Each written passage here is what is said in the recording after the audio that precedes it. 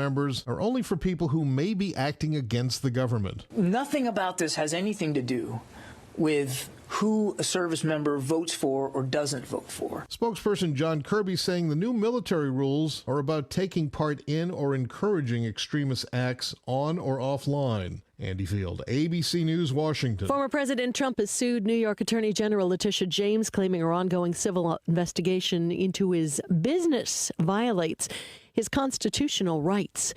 You're listening to ABC News. From the KMET Weather Center for Beaumont, Banning, and the Pass area. This afternoon, sunshine, there'll be a bit of a breeze, high temperature 62. Turns out mostly cloudy tonight, the low 44. For Tuesday, times of clouds and sun, high 64. For Redlands this afternoon, we'll see plenty of sunshine with a high of 66. Palm Springs, mostly sunny skies, a high 68 degrees. I'm meteorologist Jim Rinaldi for Smart Talk 1490, KMET. The Inner Voice Show is a dialogue between the host and the listeners about their relationships. This show is not an attempt to assess, diagnose, or treat any mental health or illness condition. Please consult your physician, psychiatrist, or psychotherapist for personal matters.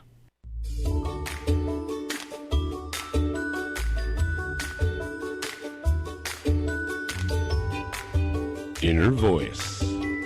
A heartfelt chat with Dr. Foojan. Hello, everyone. Welcome to the Inner Voice Show. I'm Dr. Foojan Zeine. I'm a psychotherapist and the author and the originator of the Awareness Integration Theory. And hello to Sean, our director in our studio. This is the show about what matters most in our life, our minds, thoughts, feelings, actions, relationships, and our fulfillment in this beautiful journey of life. Today, I will share with you in the tip of the week about loving ourselves and others in these beautiful holiday times. This is the time to share. And then I chat with Dr.Stevetaylor, all the way from Manchester, England. He is the author of Extraordinary Awakenings and many other best-selling books. He's a senior lecturer in psychology at Leeds Beckett University and the chair of the transpersonal psychology section of the British Psychological Society. We talk about being awakened. What a great time, right around Christmas, right? Then I chat with Kelli Calabrese. She empowers women to overcome fear, rejection, and grief following divorce so they can create a fabulous bonus life they can be excited about. For 35 years, she's been a divorce coach, a fitness, nutrition, wellness, and lifestyle coach, and an entrepreneur.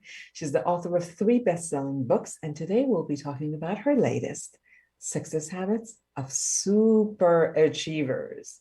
Please subscribe to my YouTube channel and podcast. I love to connect with you. I love to hear from you. So contact me through LinkedIn, Instagram, Twitter, anything, any of them that you like, and I'm available with that. I love to hear from you. Happy holidays, Merry Christmas, and enjoy the show.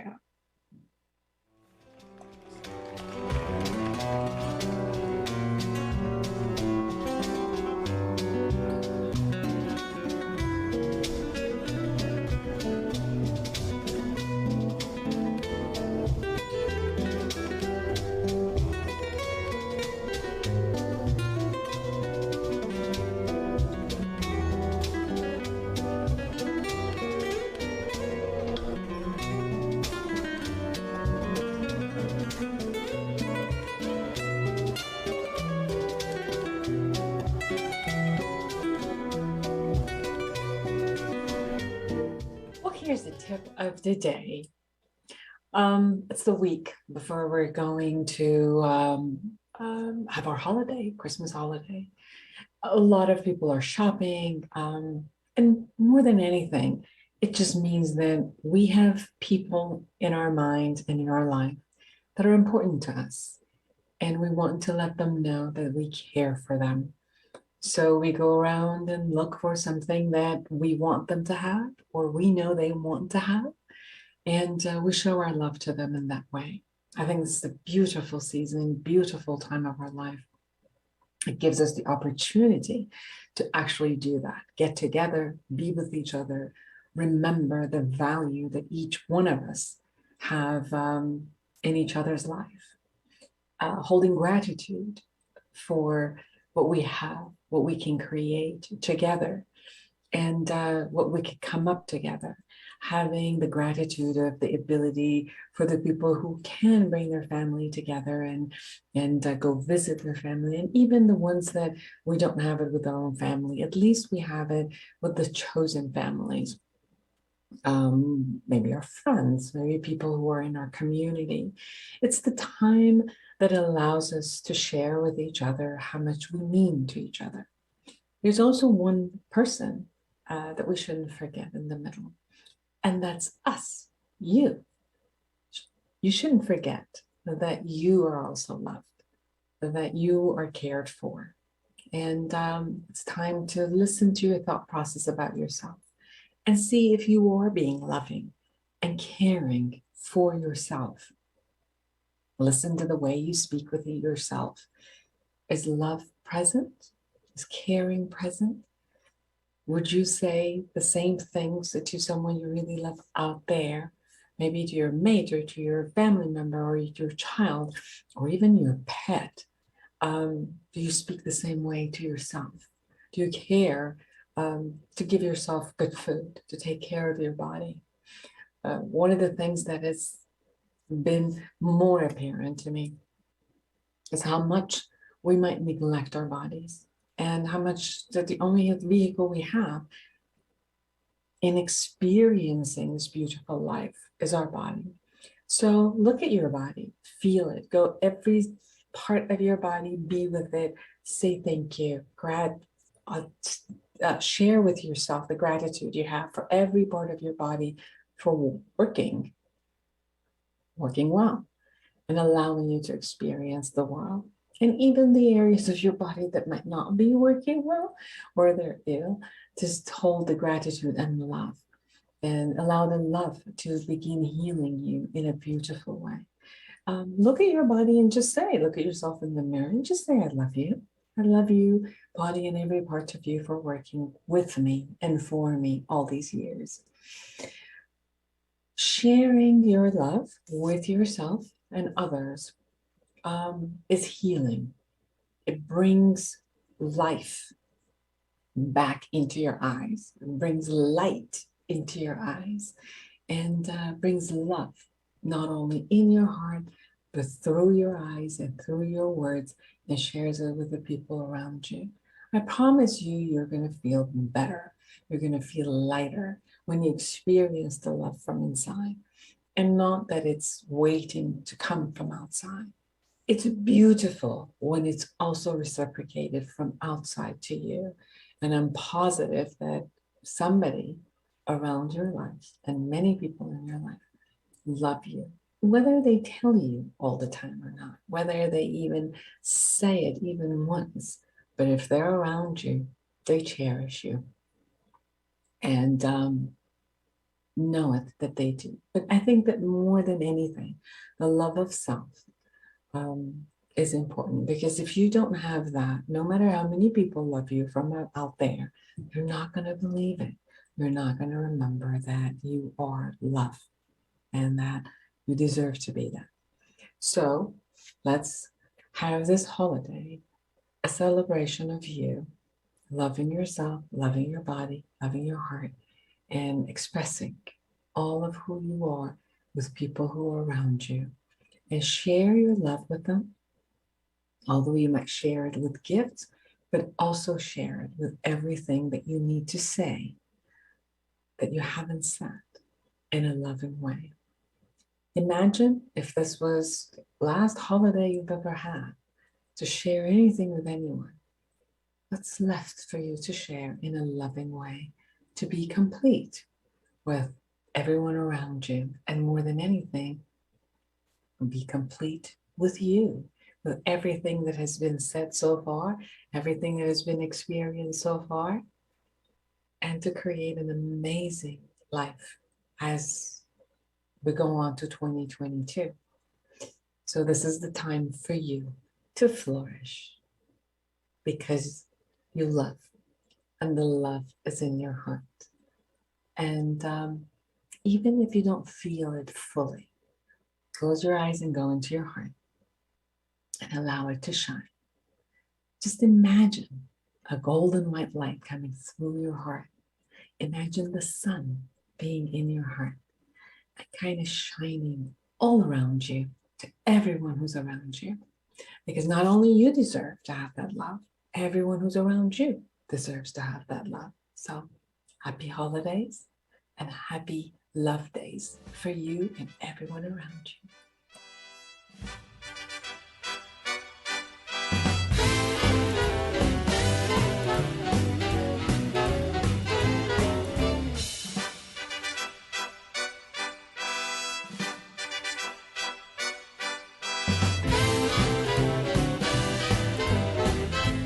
Welcome back, everyone. I'm Dr. Foojan Zeine, and I am excited to be with Dr. Stevetaylor. He's the author of Extraordinary Awakenings and many other best-selling books. He's senior lecturer in psychology at Leeds Beckett University and the chair of the transpersonal psychology section of the British Psychological Society. Steve's articles and essay have been published in over 100 academic journals, magazines, and newspapers, and he blogs for Scientific American and Psychology Today. Welcome to the show. Hi there, great to be with you. Yes, I really enjoyed the book. I really want us to have a conversation about your book, Extraordinary Awakening. Couple of things to first talk about, which is the name of the book. You talk about extraordinary, and you talk about extraordinary events that happen to our lives, that usually these extraordinary events could create a lot of trauma for us. Mm-hmm. And there are people who take the same events, who are going through it, and instead of creating the post-traumatic stress, they actually create post-traumatic growth. And something shifts within, or something is at hand, which creates this path of the transformation. Can you share a little bit about the extraordinary events that creates it, or also defining what transformation looks like when it happens in these areas? It's an extraordinary transformation because it happens in the most unlikely and paradoxical places. So it happens deep in the midst of intense suffering. It happens to prisoners who've been incarcerated for many years. It happens to soldiers on the battlefield. It happens to people who've been severely addicted to alcohol or drugs for many years, or people who've attempted suicide. So it's extraordinary that deep in the midst of intense suffering, this new self can suddenly arise inside people. And it feels to them as if they've become a different person. It's as if their old ego self dies away in the midst of all the suffering. And in its place, a new self arises like a phoenix from the ashes of the ego. And it is so different to their previous personality that they really do feel like they're a different person living in the same body. They have this feeling of connectedness to everything around them, and nature looks really beautiful. Other people become precious to them. They stop taking things for granted in their lives. And most of all, they have a deep sense of well-being, a feeling of having transcended anxieties and trivial worries and sort of being connected to something deep inside them. So when something like this happened, you said that the ego that they created, which this happened to them, dies. So it happens in the traumas that they had nothing to do with, or does it also happen in the traumas that they feel responsible for? Does it show up at the beginning, or they go through a process where the ego kind of lets go? It can be gradual. It can happen over a number of years, over a prolonged period of suffering. For example, I interviewed a soldier called David who was in the military in the British Army for 10 years or so, and he went through so much trauma during the course of his career in the army that slowly his ego broke down. He began to have more and more spiritual feelings inside himself. He began to feel that a new self was slowly growing inside him. And eventually it took over from his previous self. But in most cases, it's a very dramatic transformation that it usually happens kind of involuntarily, usually when people have reached a point where they feel that they can't go on, you know, they hit rock bottom. They feel as though they're at the lowest point, and they almost as if they've lost everything. There's nothing left to lose, and they kind of give up. I think the giving up is important. You know, they sort of surrender. They stop trying almost. They stop struggling, and that's when the new self arises. And I think it's connected to acceptance. Once people shift into a mode of acceptance, that's when the transformation is most likely to arise. So what I'm hearing from you is that the way they are, their habits, their thought process, their, let's say, schemas, the things that they've created in life has produced a certain result to the trauma, whether the trauma has been part of the result they've created or it happened to them. But at the time when they finally say, I cannot go on with the way that I did because everything I did got me here, so my ways no longer work. So letting go of that righteousness. Or something extraordinary happens in our life where I don't have any skills to do anything with it. So all I can do is to surrender. And I'm hearing when you saying that when you let go of your skills and what you thought it needed to be and allow to receive, then suddenly another part of you shows up in that and then gives you another layer of skills of the connectedness versus the separateness. Yeah, that's definitely part of the transformation. It's definitely part of the reason why it occurs. I think in a general sense, it's about letting go of psychological attachments. I think when our lives are running smoothly and we feel good about ourselves and about our lives, then it's often because we have a strong sense of identity. We really know who we are. We feel that we can function well in the world. And we get our identity from, our status and our achievements, from our knowledge that we've accumulated, from any sense of status that we have in society. We get it from our ambitions for the future. We get it from our possessions. All of these things help to give us a sense of identity. They're like the building blocks of the ego, if you like. And it's good to feel that you have a strong ego, you can function well in the world, but it has a detrimental effect in that it separates you from the essence of your being. You become a kind of false self. You become alienated from the spiritual source of your being. But when you go through a period of intense suffering and turmoil, then slowly all of these psychological attachments are broken down. You lose your ambitions for the future, you lose your possessions, you lose your status, you lose your achievements, and so on. So eventually, all of the building blocks are taken away, and the ego itself collapses like a house when you take the bricks away. And then that's when a latent spiritual self, which has been buried by all of these attachments, can emerge inside you. Mm-hmm. So let's talk about a little bit of this spiritual awakening. People don't necessarily have to lose everything to get that awakening. You're also sharing how it also happens when extraordinary matters happen.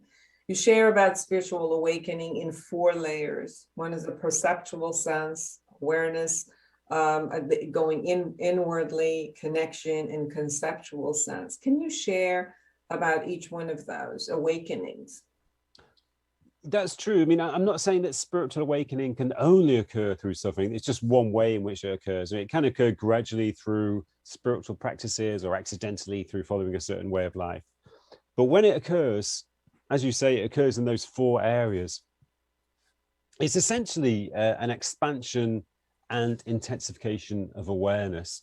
And that can occur in a perceptual sense when the world around us becomes more real and more beautiful, and you notice more things. Everything seems to grab your attention because it's so fascinating and so vivid. And it can happen in a subjective sense. And usually it does happen in all these four ways in parallel at the same time. But when it happens in a subjective sense, that means that you expand your awareness of your inner being. You explore yourself in more depths, and you discover new aspects of your being, deeper aspects of your being.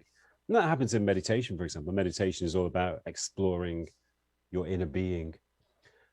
But also, spiritual awakening occurs in what I call an intersubjective sense. And that's when we connect more to other people. We become more empathic towards other people, more compassionate, more altruistic, and so on. Because our being spreads and expands into other people's beings. We share other people's beings. And finally, spiritual awakening occurs in a conceptual sense, in that our understanding and our awareness of the world becomes more wide-ranging. So we have a sense of, we transcend any sense of group identity, any sense of kind of national identity, or any sense that we are different to other people. We experience this kind of oneness with other people. And, and global concerns or global issues become just as important as our personal issues, because we have this wide-ranging conceptual awareness.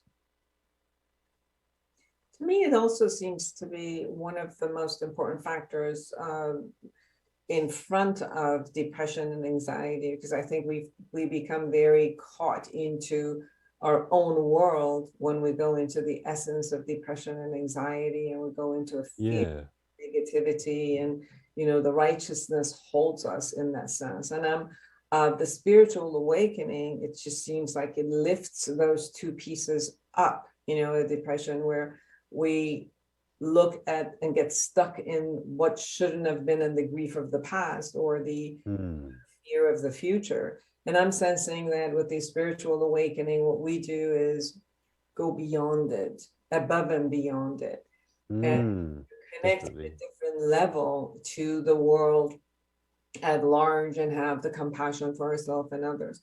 Now, with this spiritual awakening, also a different essence of hope shows up. It seems like you are part of a nature that, it existed way beyond us, before us and beyond us. So it has a way of being that it just, not only survives, but thrives and expands. And if I am also looking at it from being in that, in that nature or part of that nature, I can also look at, no matter how much I think I'm stuck at one point, that my nature is also expanding and moving beyond.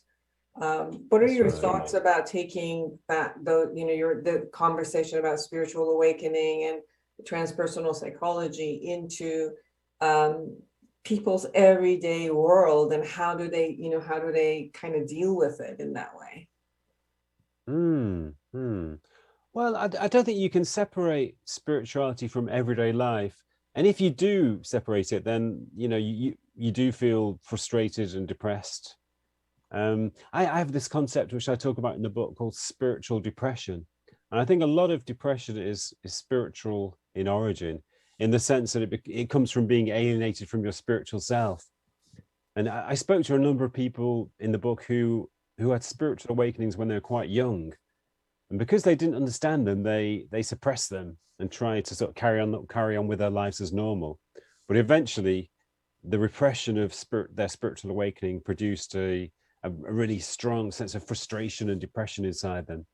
So eventually they had to acknowledge their awakening and accept it. And when they did, that's when they developed a new sense of harmony with themselves.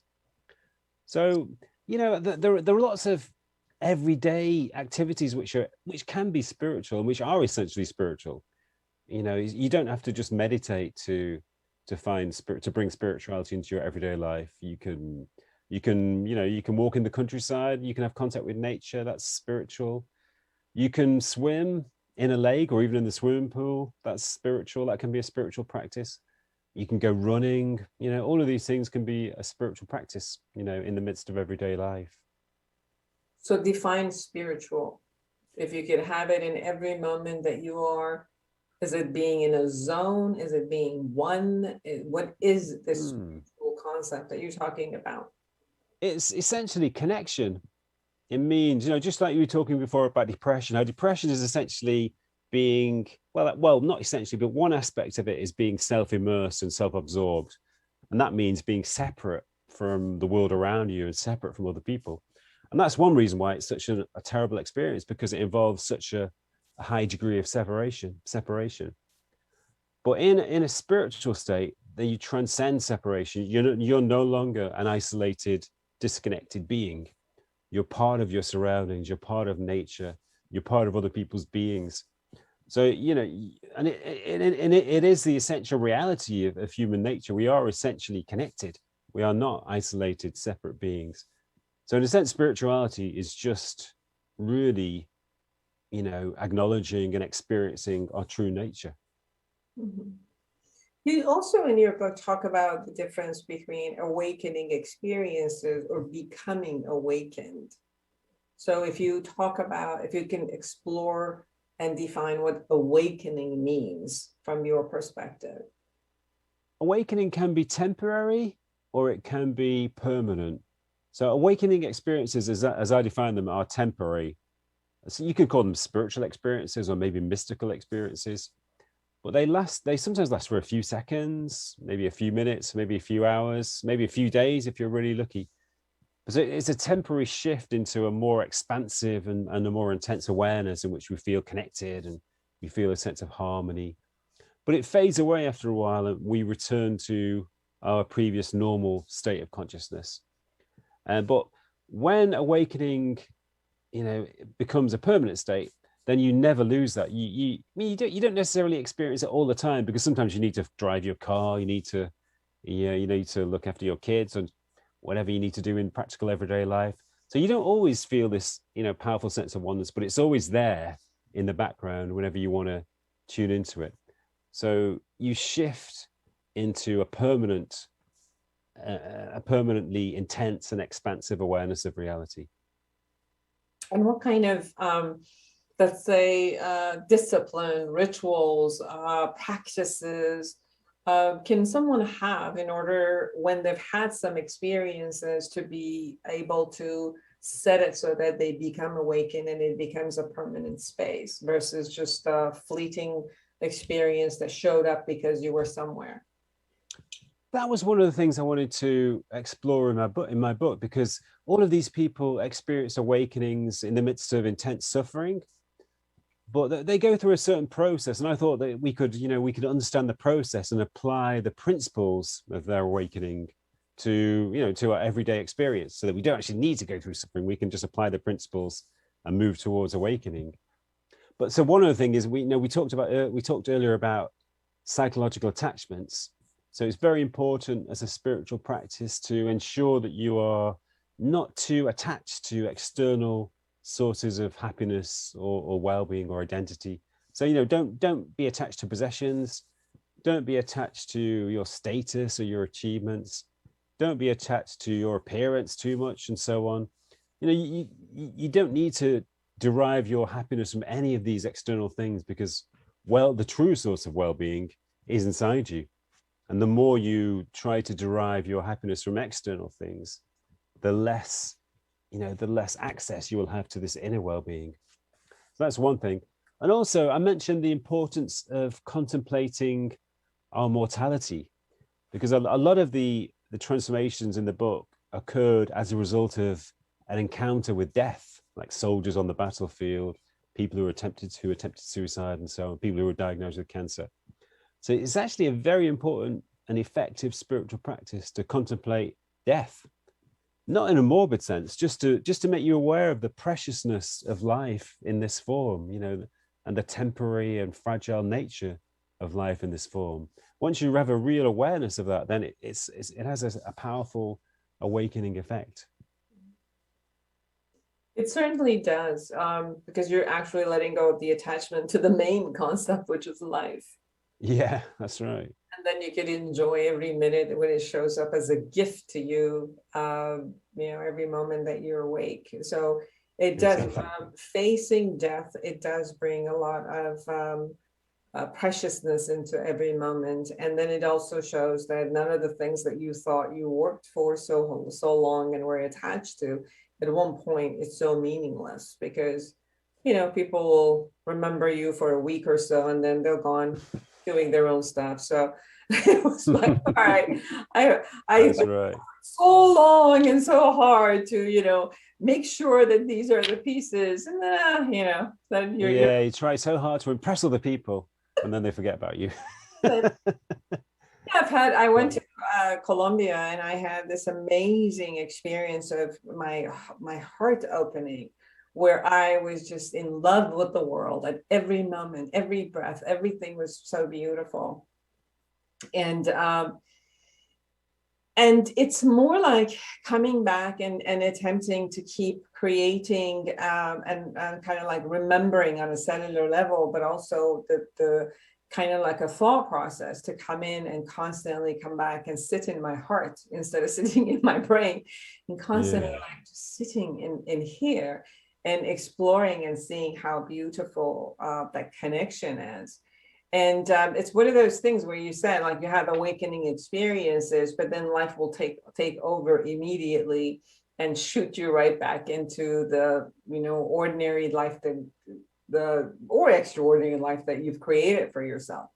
And taking that rituals and the meditation or being aware or being a present moment of kind of coming back into that connection during the day constantly, versus allowing yourself to get disconnected to who you are and your body and your essence, and kind of like get connected to the world out there.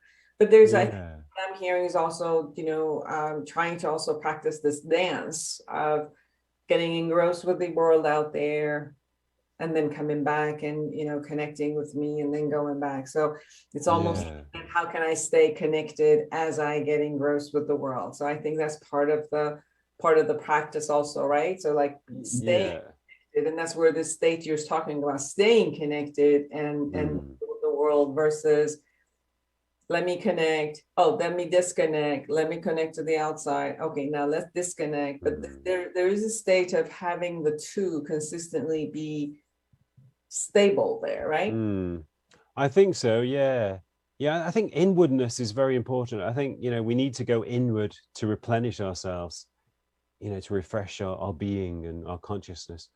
But also, as you say, we are always fundamentally connected to the world. We are always fundamentally spiritual beings, but sometimes we lose that connection through being too engrossed in external things, especially in the modern world, because there's so much going on, and there are so many ways to lose yourself in distractions and entertainments. But it's really important to go inward and to replenish that connection. And interestingly, I found that it's not uncommon for prisoners to undergo spiritual awakenings. And I think one of the reasons for that is that they do begin to go inward. When you're in prison, there's not much activity. And also it's a very turbulent environment. So there's no peace, there's no happiness outside you. So people realize that they have to go inside to find any happiness. So they start to explore themselves. They start to reflect on themselves, and they close their eyes, and they begin to spontaneously meditate sometimes, just because they become aware of this whole new dimension of inner being. And it becomes transformative once they begin to dwell in that place. Well, two good news. One is, if you are in a turmoil and extraordinary concepts that you face at death, that there's good news, that there is definitely extraordinary awakening that can happen. And then the second good news is, it doesn't have to be that dramatic. You can create extraordinary awakenings for yourself by going inward, by creating the attention and the connection that you talked about. In 1 minute or so that we have left, is there anything, Dr. Taylor, that we haven't shared and you really want people to know? Maybe one message that I'd like to relay to people is that, one thing that I learned through writing the book and through interviewing so many inspiring people was that there is this incredible resilience, this incredible soul power inside human beings.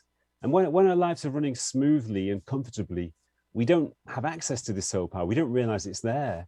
And we kind of underestimate ourselves. We kind of think, we imagine if bad things happen in our lives, will we be able to cope? And we think maybe we won't be able to cope. But in reality, when crises occur in our lives, we draw on this, we dig deep inside ourselves and draw on this soul power. And we find that we are able to cope with almost any situation, with almost any crisis. So I'd like people to realize that they are much more resilient and much stronger than they may be aware of. I totally agree with you. Same 30 years of experience with clients and my own life of 60, I can definitely share we are very, very resilient. And one of the things that I learned, and I also was sensing in your book, is also the essence of, we could resist it. We could resist whatever shows up, and we could hold ourselves in that resistance, or like you said at the beginning, surrender to what shows up. And when the surrendering happens, all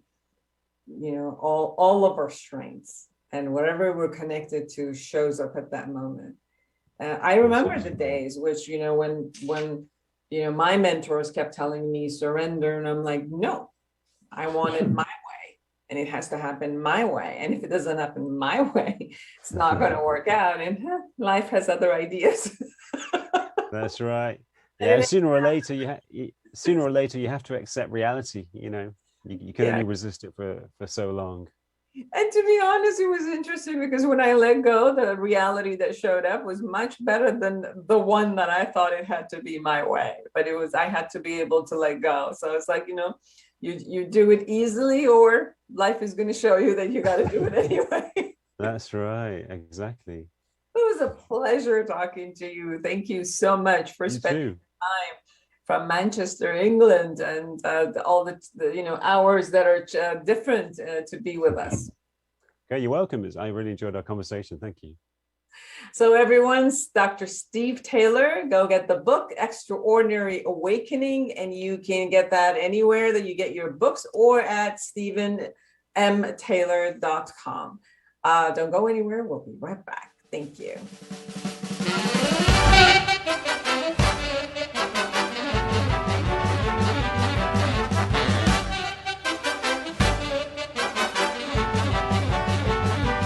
Welcome back, everyone. I'm Dr. Foojan Zeine, and I'm excited to have Kelli Calabrese with me. She empowers women to overcome fear, rejection, and grief following divorce, so they can create a fabulous bonus life they can be excited about. For 35 years, she's been a fitness, nutrition, wellness, and lifestyle coach and entrepreneur. She's appeared on all of the major networks, written 3 best-selling books, and spoke on international stages. After an excruciating, painful divorce, she became certified as a divorce coach and takes a spirit, mind, body approach to whole life well-being for her. For today, we're going to actually talk about her latest book, Success Habits of Super Achievers. Welcome to the show. Thank you, Dr. Foojan. It's just a pleasure to be here. So your books are about other people's experiences and the best of them, and you bring the best of them out. So first share, how come you taking that route? That's a great question. You know what? Life has struggle in it. And a lot of us are just not prepared for it. We're not really taught to be resilient, but nobody has the life that they thought they would have. We have this dream or vision about how things are going to be, and difficulty comes along the way. So the book really tells the stories about ordinary people, just like you and I and your listeners, that something extraordinarily difficult happened to. And they chose to get back up again and to become resilient and to do something with that. And not only for themselves, but they used it for the greater good. So really the idea of the book is to give hope to people, because they will read one of those stories, if not multiple stories, and connect with that and say, wow, if that person can overcome that thing, then I can get up and face my day and overcome the things that I need to. So going through your 3 books, talking to a lot of people as a coach, as a wellness coach, and a divorce coach, which is every single human being that I've ever known who's gone through a divorce, even if they chose it, even if they said they're the one who wanted a divorce, they go through a rough time. And what is it that you have found that is a key for people that they could get up and shift what is happening to them? Yeah. So resilience, it's interesting because when something happens to you and you get knocked down, you go through these stages and you don't go through them linearly. It's not like you go from anger to depression to, it's kind of, you get triggered, and people handle things differently depending on how they're wired and their background and their beliefs.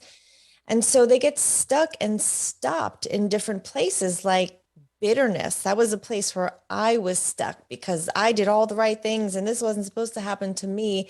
And so eventually you have to get to a place where you're willing to hold up the mirror and look at who am I really? What am I aligning my self-worth with, my identity with? And if it's things of the world that are really fleeting, even as the title of a wife or a mom or a boss, the shoes you wear, the car you drive, the neighborhood you live in, if you're aligning your life with external material things, that could all go away in a moment. So you really need to know who you are on a heart level. So one of the first things I do is help to work with them on their identity. And then the second thing is forgiveness, because unforgiveness and defensiveness and just all those ugly things that come out of a hurt heart is what is you're going to project in the world when things get tough. So we want to make sure the things that are inside you resonate the most with love, joy, peace, patience, kindness, goodness, gentleness, self-control, so that when things get tough, that's what comes out of you and you don't get knocked down and stay down again. But you get to a place where you're like, you know what? It's not worth me losing my peace. I'm not going to hold a grudge over that or stay depressed anymore. My time here is too short and I don't want to spend more time being sad and depressed. So identity and forgiveness are two of the things that I start working with them on immediately. So when we're talking about something happening and the part of the first thing that is in front of us is a part of grief. And you're absolutely right that people don't go through a particular way through grief. People have different versions of grief. And I'm also hearing you say that the identity of a person can become the grief itself, or they can get caught into it should have been and it's not, and then get caught into the aspect of why is it this way, or why is it me, or making a lot of belief systems about the bigger picture. I remember when I went through my divorce, it was more like it wasn't about this relationship, and it wasn't about the grief of the relationship, because I think the grief of the relationship had gone to the point of me making a decision to get a divorce. But it was more like a grief of the idea that that you have as a society, as when you're growing up, and it's like foreverness with this concept, and breaking that idea, and then having and staying in somehow like the hopelessness of it, of, oh, if I break the idea, if this just isn't the way, then what is the way?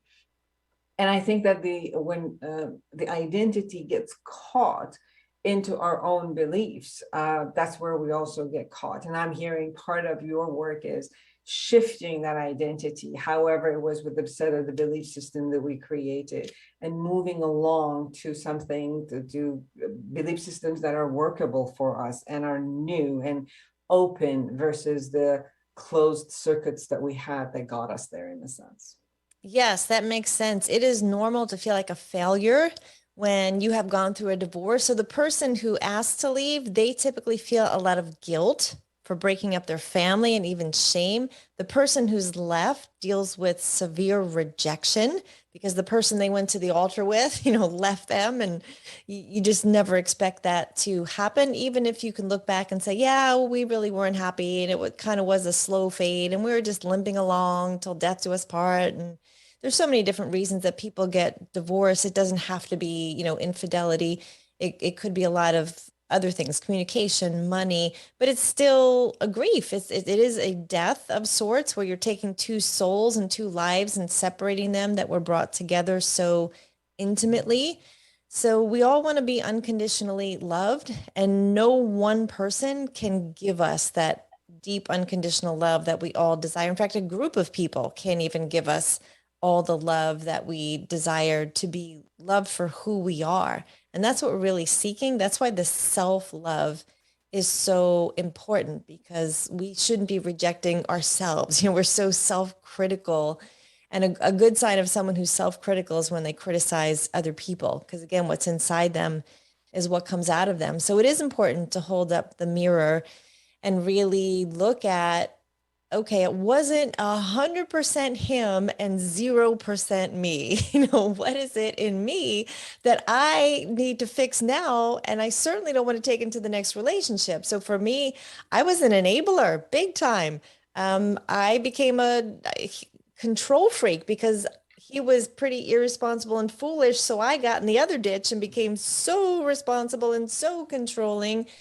I was a perfectionist. I didn't realize it, but I was. I thankfully worked through all those things, and I will never bring them into the future relationship or even just for myself. It's not a way to live in a healthy way. So the self-awareness that happens and looking at not from a judgmental place toward ourselves, but actually looking at ourselves from a loving place and seeing what is it that I had created, what types of behaviors, emotions, thought process I had delivered in this life so that I got this result or co-created the result, at least from my side. And looking at those habits and then shifting and kind of like shedding them when it doesn't work out. And then looking at coming back with love, loving myself, honoring myself, what's working, and putting those to use to come back and creating another set of a success habitual behaviors in order to create the success.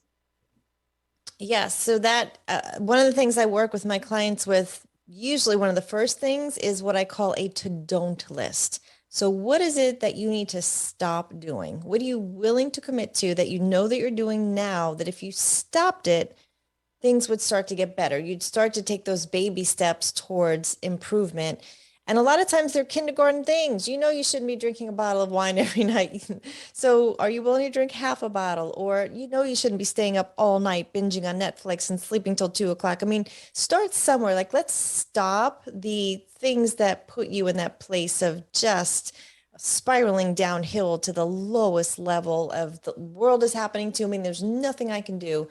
So creating that to don't list and getting them to commit starts to build momentum to now you start to feel better. Your whole life will respond to good choices. Now you can start adding in good things. So from self-talk to using affirmations to changing the, dysfunction of how you see your physical body, the words you speak over yourself, to empower yourself and just get a handle on you are responsible for everything in your life.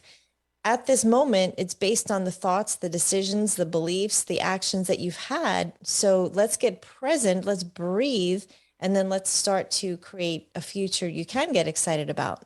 Mm-hmm. And how do you sense the person in your experience and in your book with all the wonderful people who have contributed to it?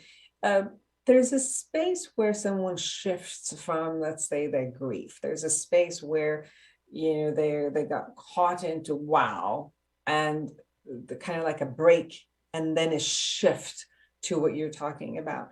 What do you think supports people to go through that shift at that moment? Because you've got a surprise of something, or not even a surprise, like now you have to face this result, and to the next level, which is honoring yourself, putting the habits, looking at things and moving forward. There's a motivational piece in there. There's a shift that happens. What is your experience based on talking to your clients and, people who are contributing to your book? Yeah, so the lowest level being the victim and the highest level being love on an energy scale, because we can measure that. We're alive, we're energy, we have a vibration. The tipping point between the lowest levels of just darkness, depression, sadness, guilt, anger, all of that, and the highest levels is courage. So it's having the confidence to get back up again. When you've been knocked down 10 times, get up the 11th time. It's having that resilience to not catastrophize and not just think of the dark side of everything, but to change your body language, breathe, get present, pull your shoulders back, pull your head up high, walk into the room like you're supposed to be there, go in with gratitude, humble yourself, Track your growth. Just notice the little things like, okay, I was a little more courageous, or I didn't cry today, or, I did something to move in the right direction. Gratitude really is a superpower. When I was going through my divorce, I committed to filling a page of my notebook every single night with gratitude before I went to bed. And it started really mechanical, like, well, I took my vitamins today, I walked the dog today. But then it got to a place where I was going throughout my day really looking for things to be grateful for, like, wow, my neighbor brought me a bowl of soup. Oh my goodness, I got to be on Dr. Foojan's podcast today. Not everyone gets to do that. And my daughter called me today, and I just started going throughout the day tracking because I knew I was going to write it down. And it just changed to the point where things started coming to me that was just ridiculous. People started inviting me out because I opened up that flow of receiving good things. When you're down, that's what you attract. When you're a victim, you're going to attract victim people. When you're gossiping, you're going to attract gossipy people. So when you turn it around to gratitude, it just gets this whole flow of giving and receiving going, and it helps you to get over the struggle because you're putting one foot in front of the other and you're building momentum on success after success after success. And then you get to a point where things are not a big deal anymore. Where, for again, using the example of divorce, when I would go out on a Sunday, I felt like all I saw was couples and families. And I could just break out crying like, oh my goodness, how did this happen to me? I'm all alone. I'm so sad. So I stayed home for a bunch of Sundays until I could feel good. And I started to look forward to Sundays where I was like, wow, I'm going to, sit in the yard. I'm going to walk around the lake. I'm going to ride my bike. I'm going to do a little spa day. Just started to care for myself and eventually go out on Sundays. And I don't even notice couples now. In fact, I'm probably looking for a handsome man if I'm out looking right now. So I don't get sad. And if I see a couple, I just like, bless them. I hope they make it. I hope they're happy. And I keep going. When you were talking, it brought this concept for me where we take everything for granted during the day. Many things, just getting up and, I have a roof on top of my head and the tornado hasn't kicked it out. Or I have hot water. I have electricity. There are a lot of things that we take for granted. And as you were talking about your gratitude list, it just seems like when you start really looking at every single thing that is given to us or we created for ourselves, or, it's a combination of what we created and others created in our life and brought it together and then recite it, look at it, then we do feel grateful with a lot of things we just weren't looking at and either thought that it should be there already, which, when you look at around the world, a lot of the things that I think, at the luxury level, it should be, it's not out there for everyone. So this concept of the gratitude and living in that space consistently brings that courage that we were talking about of, okay, what do you need to get up? It's like the courage, and then how do you get the courage is also what you were sharing about how to put your attention in all the great stuff that are out there and great stuff that you have, the skills you have already inside of you, where you can actually go back, pull it up, and cherish it and use it and bring it up and for everyone. So that's beautiful. So part of when you talk about your book, Success Habits of Superachiever, when you talk about the habits, can you let us know what are the habits? One of them was the gratitude list and consistently living gratitude. What else can you share with us? Yes, there are definitely some themes in over 80 stories told in that book that successful people do consistently. One of them is a great morning routine. So for me, I get up 2 hours before my first appointment. And that whole 2 hours is meant for self-care, for setting my day up for success, spiritually, physically, mentally, emotionally, professionally, in every single way. So I don't get out of bed until I do 5 minutes of gratitude. And then within minutes of waking up, I've got positive music on. I'm making the little drink that I make in the morning. I have hot water with lemon. And then I'm doing cardio every morning. I've got a positive message on. It's a sermon or some podcast that's really uplifting and inspirational, informational. I'm doing my weights, yoga. So I have at least an hour of exercise every morning, sometimes more. I get outside And I have a lake near my house. So I do get out there in nature and just, speak to myself. I'm strong, I'm powerful, all those affirmations work. I do take a nice shower, and whether I have appointments or not, I'm going to put on some makeup and get dressed and get out of the sweatpants. And then I have a list that I work from. What are the most urgent, important things that if I do these things today, that will really help to tip the scales for me? And I also leave open space every day for the opportunity to take a phone call, to talk to a neighbor, whatever it might be. I don't book my day back to back. I like to leave a little bit of space in there. And then I have boundaries on my day where I'm not going to have technology on at 10 o'clock at night or even 9 o'clock at night. And I talk to my mom every day or a friend. And then I have an evening routine where I really leave awake, where I take my day and I'm tapering down. So the stimulation is cutting down and I'm really getting quiet and centered and in a purposeful, meditative space so that I can be open to being vulnerable and really just evaluating what went well about my day. And then, a night care routine. I'm not a big, spa high maintenance person, but, wash your face, put some lotion on and put some lavender oil and, have your bedroom set up like a spa and just feel like a princess going to sleep. And I do journal and read every night. So the morning and the evening routines are important because whatever happens in the middle, you're already set up for success. We have about 1 minute left. Is there anything we haven't shared yet and you really want people to know?